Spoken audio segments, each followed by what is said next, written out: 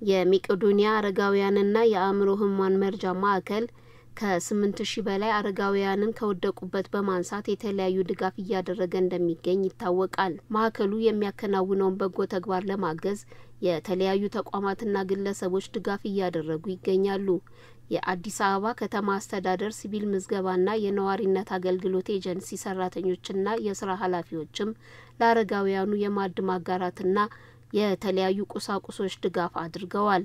ኤጀንሲው ሰራተኞችን በማስተባበር ባደረገው የገቢ ማሰባሰቢያ መርሃ ግብር 1 ሚሊዮን ብር ድጋፍ ማድረጉን ዳይሬክተሩ አብራርተዋል። በተመሳሳይ ሁኔታ የ1 ሚሊዮን ገቢ ማሰባሰቢያ ፕሮግራም አድርገን ሰራተኞቻችንን አስተባብረን ይሄንን ሰብሰብ አድርገን በስጦታ መልክ ሰጥተናል።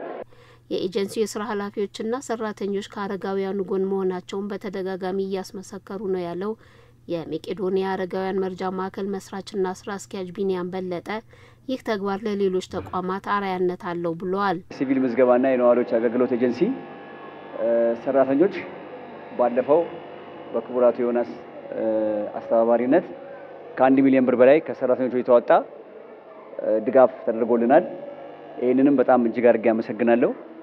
ቀላል አይደለም። ይሄ እንግዲህ መንግስት መስሪያ ቤቶችንም ሌሎችንም የሚያነሳሳ ነው በጣም። መቄዶንያ አረጋውያንና የአእምሮ ህሙማን መርጃ ማዕከል የገቢ ማሰባሰቢያ መርሃ ግብር እያከናወነ ይገኛል።